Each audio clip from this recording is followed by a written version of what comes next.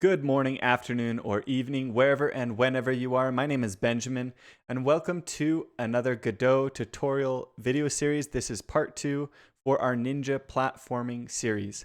In this video, we're going to start setting up our Ninja character. We're going to learn about character bodies, the physics process, and getting input. And we're also going to set up a basic tile map that we can use to make kind of like gray box levels for our character. Before we get started, I want to say that these videos are made possible by the students who support me by purchasing the courses on my website. I make these videos for free here on YouTube, and I'm able to do that because of the students who buy my courses on the website. So if you're interested in those, please check the link in the description. I'm currently running a sale on a bundle. Let's get started. First, we've got our world node over here. We're going to create our player. So let's click this little plus button right here, and we're going to do a character body 2D. Now, Godot has a lot of different nodes for physics bodies. The character body 2D is specifically designed to allow you to easily handle collisions with objects like walls, while still manipulating the character, having more control over the movements of the character. It's not going to interact in a realistic physics sort of way. It's going to interact in sort of like a Mario game character sort of way. So that's why we choose character body 2D here. Now we want to be able to display this character. And in order to do that, we're going to add a new node as a child of the character body 2D. We're going to press the plus button again, and we're going to do a Sprite 2D. Now you can see over here on the left, we have a hierarchy for the scene tree. We've got our world, and then we have a character, which is a child of the world. And then we have a sprite, which is a child of the character, and that is indicated with these little lines like this. Now let's drag our ninja upper.png into the texture property. And you might not be able to see Ninja Upper because of my head, but it's down here in the file system. I'm going to try and move that up as much as I can. We're going to click and drag that PNG and drop it onto the empty texture property here on our Sprite 2D. Now you can see this has a lot of frames, and it's just displaying all of the frames. And so we need to fix that. There's 1, 2, 3, 4, 5, 6, 7, 8. Does that mean there's 16 frames? 9, 10, 11, 12, 13, 14, 15. There's 15, it seems. So we're going to come into the animation property over here on our Sprite 2D. Make sure Sprite 2D is selected. And for H frames, we're going to set it to 15. Now it's only going to display a single H frame right here. You can see that. It's just the upper body of our character. Now we're going to move our character a little bit here because we want it to be displayed kind of more in the middle, right? So we're going to set the X offset. So come over here to offset. We'll set the X offset to 16. And that makes it a little bit more in the middle there, okay? And you can see when we did that, I'm going to reset it here. We've got this kind of like origin point on the sprite. If we set it to the offset to 16, you can see that origin now moves to this part of the sprite. Now we've got this big gap here because of the attack animation of the sprite. So I actually moved it. I'm going to come back into the transform, and I'm going to reset the transform on my sprite. That will put it back at 0, 0. But now I want to show you something interesting about Godot. So we've got our character right here. In fact, we can name this node by double clicking on it, and we can name it player like this. Now say we want to move this player, okay? And so we've got the player node selected. We click on the player and we move it. We didn't actually move the player, because you can see once we clicked here and moved with our mouse, it selected the sprite. And our player is actually still at the world origin. It didn't move at all. We just moved the sprite associated with our player. And that's bad. It's a really common thing that happens to beginners when they're using Godot for the first time. So watch for that. We're going to set the transform on our player sprite back to 0, 0. And then if we click on the player right here, and we click this little icon right here, it will group the node with all of its children. And that creates a new little icon here. And now whenever I click and drag this, it's actually still dragging the player. There's an icon here to display that as well. So all of the child sprites are now associated with this player. Exactly what we want. And we can move it into the middle of the screen now and run our game. And there we go. We've got our player character set up in the middle of the screen.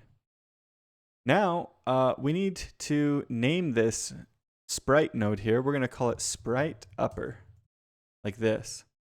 And we need another one for the lower half of our character. So let's click on player, press the button again there, the plus button. We'll add a new sprite. We'll call this Sprite Lower. And we'll drag over. Really going to try my best to drag this up so you can see the lower, right? And it will also have the same amount of H frames, which is 15. And we're also going to set the offset on it to 16 in the X. Now it's also kind of close to the player. No, actually, we'll just leave it like that. We'll see how the positioning works out here. That looks pretty good. Okay. So right now it's set to this kind of run frame. That's okay. So we've got our player set up with the upper and lower sprites now.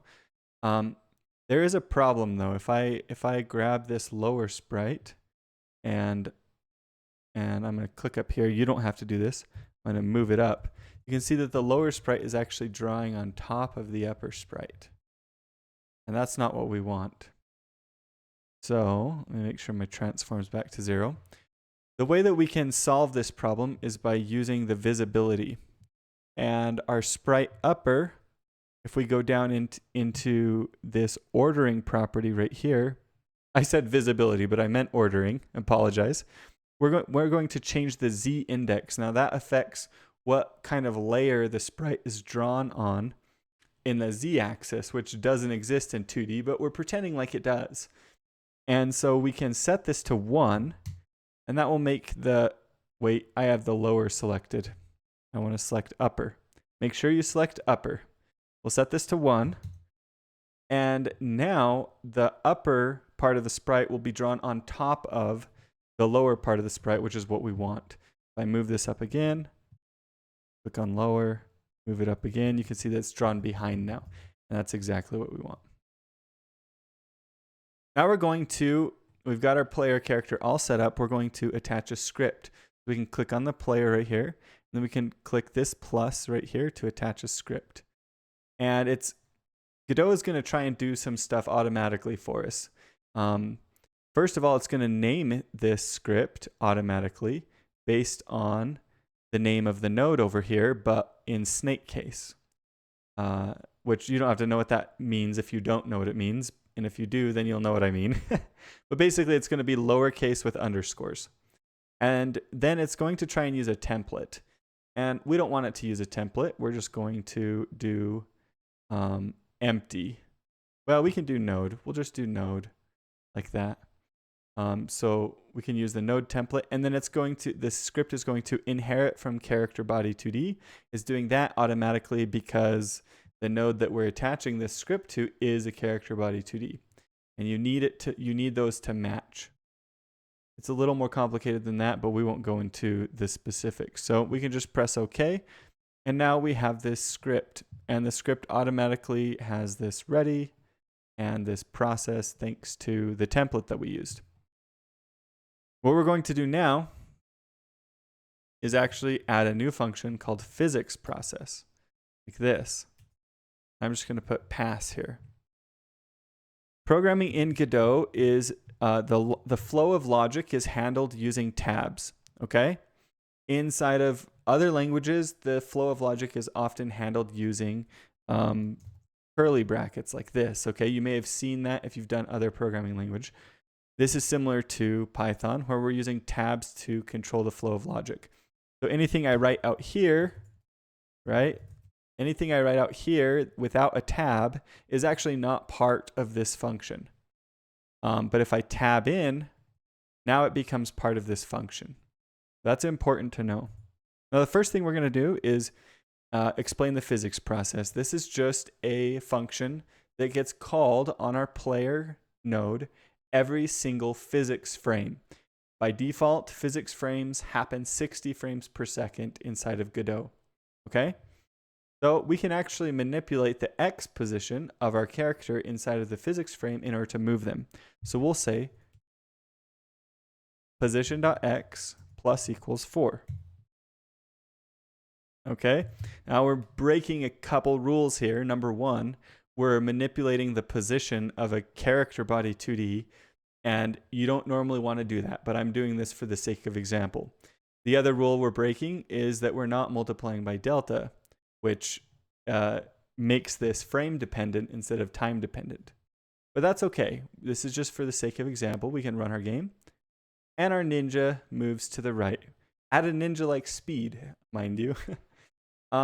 So now we can actually, instead of moving in this way, what we can do is we can actually move using some built-in functionality of the character body 2D.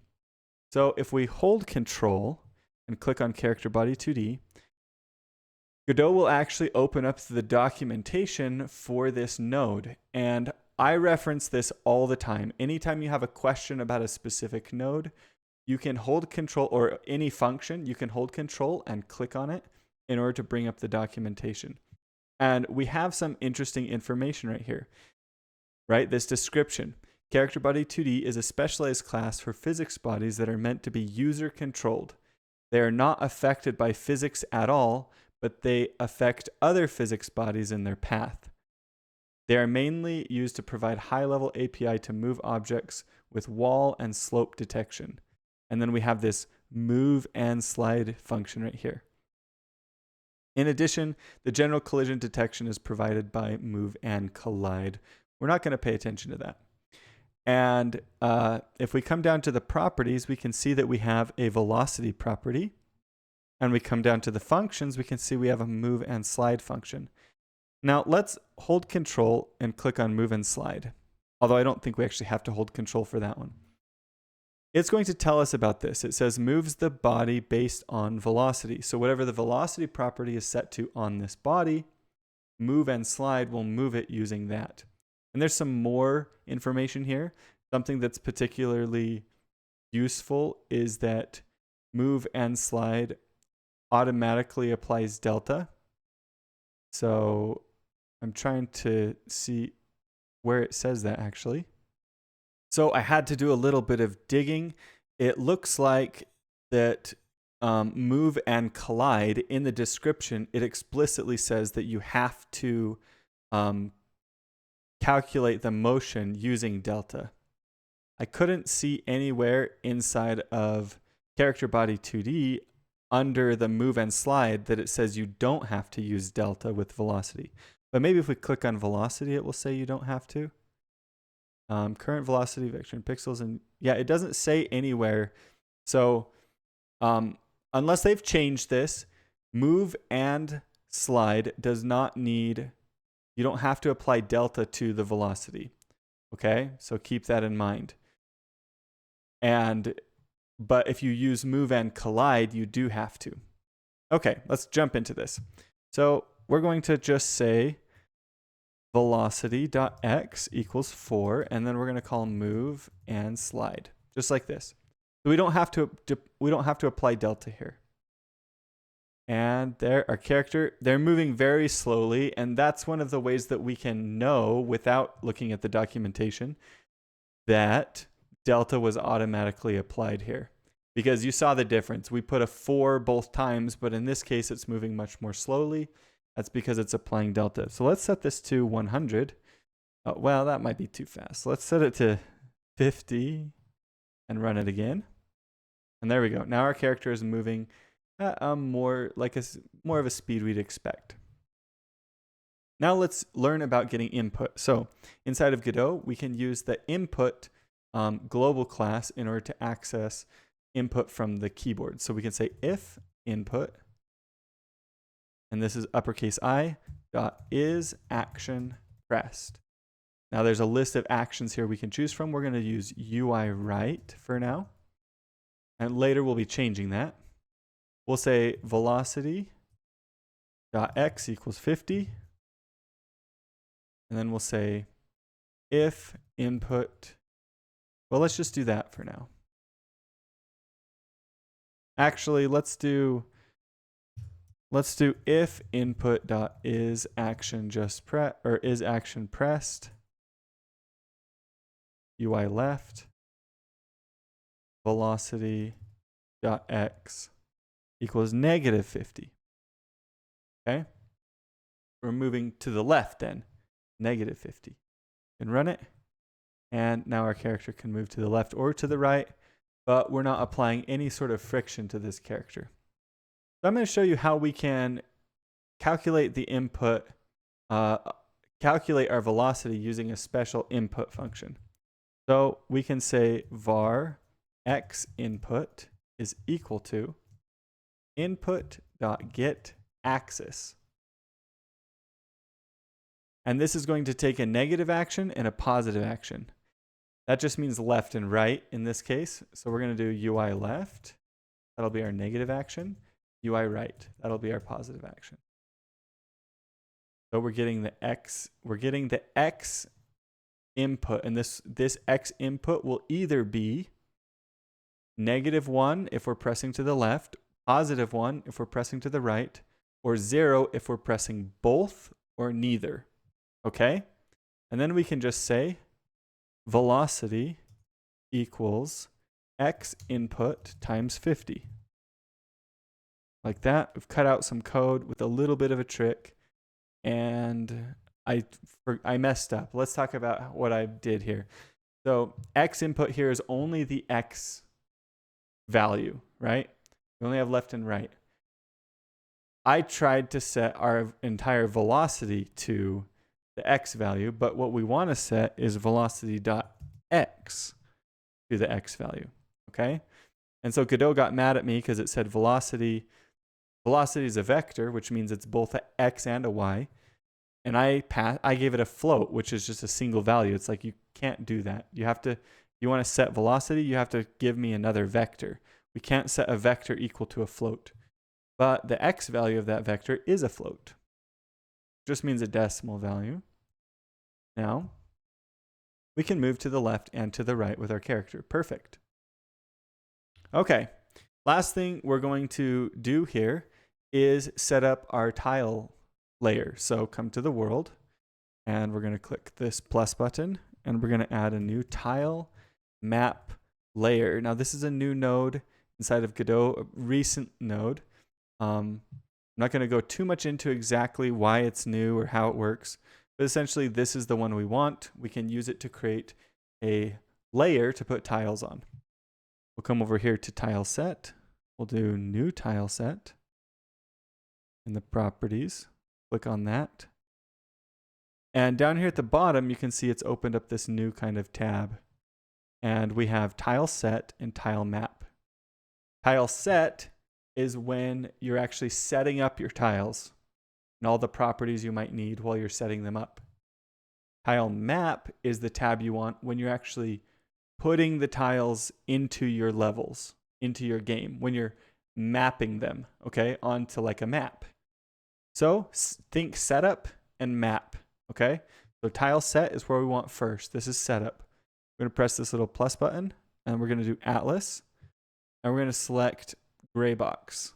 So we're choosing an image here, and it wants to automatically create tiles for us. That would be great. Let's do that. We'll click yes.